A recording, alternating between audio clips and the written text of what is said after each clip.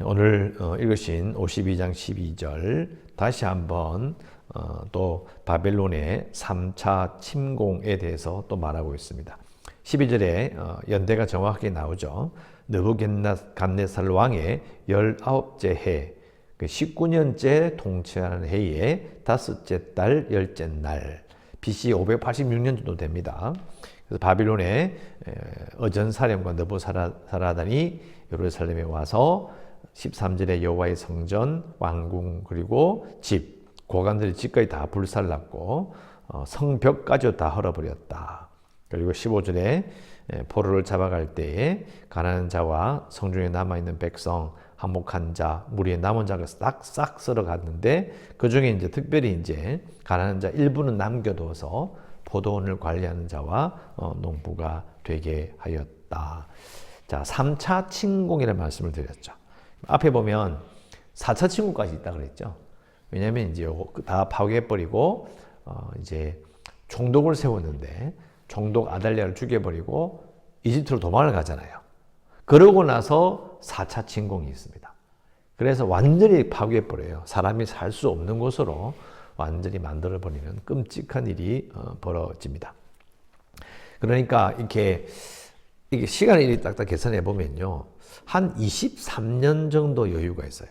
1차 침공한 다음에 23년이 지나고 4차 침공이에요. 여러분 23년이 시간이 짧은 시간 아니죠? 이렇게 물어봐야 돼요. 도대체 남유다는 뭘 했냐는 거예요. 자, 뭘 했냐 이 말은 하나님께 열심히 기도해서 바벨론을 이겨먹지 못하고 뭐 했냐 이 말이 아니에요. 그게 아니고 1차 침공이 있기 전에 하나님이 예레미야를 통하여 다른 선지자를 통하여 계속 말씀하셨거든요. 너희들이 죄를 지었으므로 제사장 나라의 그런 사명을 감당하지 못했으므로 너희들이 심판을 받는다. 그러니까 내가 바벨론을 들어 심판하니까 바벨론이 공격을 하면 항복해라. 그러면 한 대 줘 터지고 여기서 살게 해주겠다. 이렇게 말씀하셨다니까요.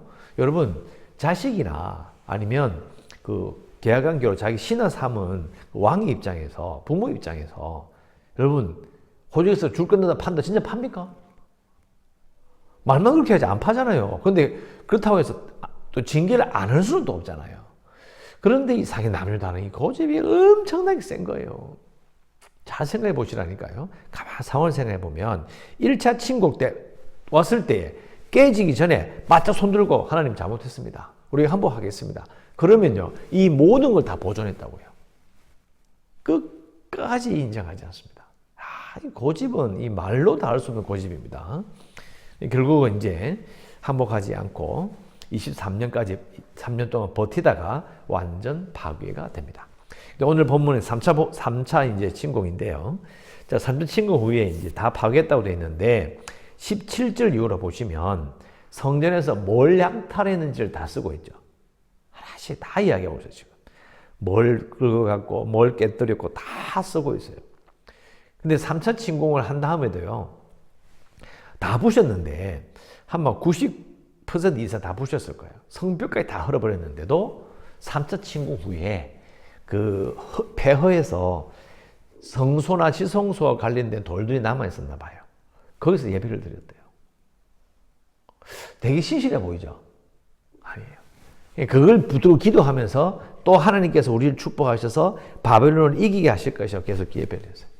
그래서 아달랴도 죽였지만은 하나님께서 또 바벨론을 보내서 완전히 쓸어버려요. 에스겔에서 말씀드렸죠. 하나님의 영광이 동편문으로 나가셨다고요. 하나님이 없는, 하나님께서 예배받지 않으시는 건물, 사람들이 우상 삼았던 성전 아무 소용없는 거예요. 다 박살나버리는 거예요. 근데 그걸 끝까지 이해 못합니다. 그러니까 이렇게 보시면 생각해 볼 수 있죠.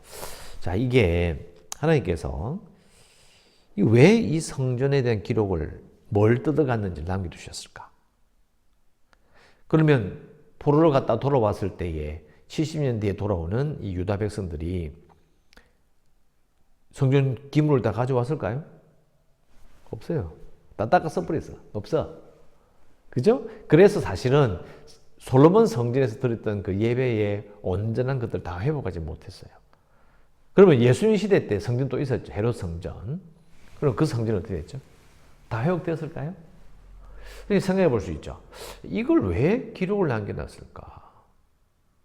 자, 이제 이렇게 볼 수 있습니다. 바벨론 제국에 의해서 예루살렘과 성전이 파괴됐잖아요.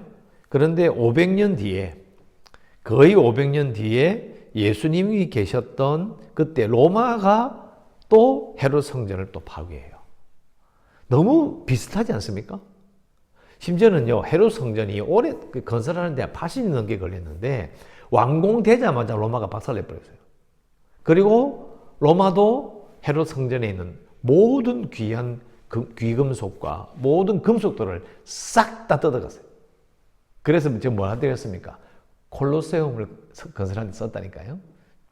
너무 비슷한 거예요. 자, 정리해봅니다. 바벨론이 예루살렘 성전을 부셔버리고 예루살렘을 헐어버린 거나 로마가 성전을 헐어버리고 예루살렘을 파괴한 거나 너무 똑같아요. 그 상황이 100% 일치하지 않는데 상황이 비슷합니다. 생각할 바가 있는 거예요. 옛날에 바벨론이 했던 일들이 왜 우리 시대에 또 일어나지? 이렇게 물을 수 있었다는 거예요. 자, 공통점이 있습니다. 몇 가지. 첫 번째는 바벨론이 남유다를 부실 때나 로마가 이 유대를 부실 때나 첫 번째, 이스라엘 민족 중심의 이기적인 세계관이 있었어요. 선민의식이에요, 선민의식. 우리 하나님, 나의 하나님, 이런 거예요. 그러니까 제가 계속 강조했잖아요. 하나님이 온 세상을 다스리는 분이신데 그걸 이해를 못하는 거예요. 온 세상의 하나님, 왕이신 하나님, 이해 못하는 거예요. 하나님이 왜 우리 이렇게 하시지? 우리의 하나님인데 이런 걸 시각이 좁은 거예요. 그런데 예수님 시대도 똑같았어요. 예수님 시대도 똑같았다는 거죠. 자, 두 번째는 제국이 세워질 때에 누리는 평화를 통해서 하나님을 알리는 데 실패했어요. 자, 먼저 여러분 이름만 들어보셨죠? 팍스 로마나. 로마가 가져온 평화가 있어요. 로마가 너무 크게 지배해버리고 너무 탁월하게 통치를 해버리니까 전쟁이 없어. 로마가 다른 나라를 접목하지 않는 한 로마 제국 내에서는 전쟁이 없었어요. 그걸 팍스 로마나라고 그래요. 자, 그런데 보니까요, 이 예수님께서 계시는 그때에 성전에 수많은 순례자들이 왔어요. 근데 그 유대인 줄 알았거든요. 유대인인 줄 알았는데 알고 보니까 그 사람들이 어떤 사람이 섞여 있느냐. 로마 제국 내에 이방인들이 단순히 여호와라고 하는 신을 알고 싶어서 투어를 온 사람들이 있는 거예요. 이게 어떻게 가능했을까? 제국이 통합되어 버린 데다가 로마가 자랑하는 도로 있거든, 도로. 뭐 이그네티아 뭐 도로 이런 게 있어요. 막. 도로 너무 잘 됐으니까 돈만 있고 시간만 있으면요, 그 도로를 따라오면 돼. 지금으로 따지면 고속도로예요, 완전히. 그러니까 이 사람들이 온 제국에 있는 신들을 다 알게 되니까 이래 들어보니까 유대교 여호와신 좀 궁금한 거예요. 실제로 많이 왔대요. 그러니까 이게 그래서 바울이 사도행전에 보면 이 도시 전도를 갔었잖아요. 회당에 갔을 때 이런 사람 들어봤을 거예요. 경건한 귀부인. 들어보신 기억납니까? 헬라 사람들인데 유대 사람이 아닌데도 회당에 와서 듣고 있는 거야, 이렇게. 뭐 하는 거? 왜? 관심이 있는 거예요. 자, 이 말은 뒤집어 이야기하면 제국이 세워질 때에 누리는 그 평화를 통해서 하나님이 어떤 분이신지를 알리게 되는 좋은 기회였던 거예요. 그러니까 보세요. 로마 때문에 여호와라는 하나님에 대한 이름이 알려지는 것처럼 그 전에 무슨 일이 있었냐면 알렉산더가요, 전 세계를 통일해가지고 모든 사람이 전부 다 헬라어를 썼어요. 이게 무슨 말이냐면 헬라어로 성경을 썼잖아요. 그럼 누구나 다 성경을 읽을 수 있는 거예요. 그거 진짜 희한한 일이에요. 그러니까 알렉산더 대왕 때도 그랬고 그 다음에 로마 시대도 다 이게 시대가 준비가 되어서 하나님의 뜻이 딱 알려지는 거예요. 그런데 유대인들은 어떻게 했죠? 자기들밖에 모르는, 유대교는 자기들밖에 모르는 거야. 자기들 너무 대단해. 그런데 하나님이 원하시는 제사장 나라가 되어서 많은 사람들이 하나님을 알리고 하나님을 예배할 수 있도록 이끄는 일들은 하지 않는 거예요. 그 일들이 남유다, 즉 바벨론 제국이 모든 나라를 통화했을 때, 근데 하나님께 손 바짝 들고 하나님 잘못했습니다 하고 한 대 줘 터지고 1차 침공받아 파괴되기 전에 항복했더라면 오히려 로마 시대 때에 그리스도교, 예수님에 대한 복음이 퍼져났던 것처럼 그런 일들이 분명히 일어났을 거라는 거죠. 이해하시겠습니까? 이렇게 보는 관점을. 그러니까 우리 하나님, 우리의 민족을 사랑하신 하나님, 이런 선민의식에만 사로잡히면요, 이런 게 안 보이는 거예요. 우리는 제3자니까. 여러분 이런 말 아시죠? 바둑이나 장애 뚫 때 훈수 뚫는 놈이 훨씬 잘해요. 옆에서 이래 보면 보이는 거야. 똑같아요. 우리도 이 역사를 이래 보니까 그게 보이는 거예요. 아, 이게 나의 하나님, 우리의 하나님, 우리를 사랑하시는 이런 생각만으로는 도저히 이해할 수 없는 하나님의 일이 일어나는 거예요. 바벨론이 그리고 로마가 했던 일들을 잘 생각해 봐야 되는 거죠. 그런 것에 이렇게 갇혀 있을 때는 하나님께서 밀어버립니다. 또 이스라엘과 하나님의 관계는요, 기본적으로 무조건 뭐라고 그랬죠? 왕과 신하의 관계예요. 이게 진짜 중요합니다. 이것은 예수님 오셨을 때 똑같아요. 그러니까 왕이신 하나님과 그 신하와 백성으로서 이 관계는 관심이 없고 인간 왕에 대한 관심만 집착을 해요. 이게 무슨 말이냐면 하나님은 어떻게 왕으로 충성할 것인가 그게 중요한 게 아니고요. 어떻게 생각할 거예요? 자신들의 정치적인 그런 해방에만 관심이 있는 거예요. 이거 잘 이해하셔야 돼요. 자, 남유다 백성들이요. 자기들이 바벨론의 지배받을 걸 두려워해서요. 또 아수르의 지배받을 걸 두려워해서 아, 무서워. 근데 자기들 진정 왕은 누구예요? 하나님이시잖아요. 그러면 어떤 상황이든지 하나님께 충성하면 되는 거예요. 왜? 다른 나라는 하나님이 다 다스리시니까. 그러니까 결국은요, 하나님께서 예레미야를 통해 말씀하신 대로 너희들이 내가 온 세상을 다스리니까 내가 바벨론을 들어서 너희들을 심판할 것이다. 그걸 한 대 맞고 항복하면 너희들이 이 땅에 살 것이고 다시 회복될 것이다. 그러면 하나님께 충성하는 마인드를 가지면요, 그럼 하나님의 뜻에 충성하면 돼요. 하나님의 말씀을 직접 들어도 듣기 싫은 거예요. 왜? 자기들이 정치적인 해방. 결국은 하나님이 자신의 왕이라는 건 생각이 없는 거예요. 그럼 어떻게 될까요? 무너지는 거예요. 근데 이 상황이 예수님의 시대 똑같아요. 메시아를 원하는데요. 어떤 메시아를 원하느냐?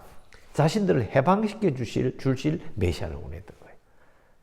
로마를 이겨먹고 엎어버리고 다윗의 나라. 다윗의 나라라는 게 뭐 아주 거창해 보이지만 다른 게 아니고요. 인간 왕이 다스리는 자기들이 편한 나라를 원했던 거죠. 마지막으로 네 번째. 하나님의 뜻인, 즉 왕의 뜻인 공의와 인애와 의에는 관심이 없어요. 그래서 뭐라고 하셨죠? 하나님이 남유다 때도요. 예레미야를 통하여서 그 이스라엘 남유다의 타락, 부정부패를 엄청나게 꾸짖으셨어요.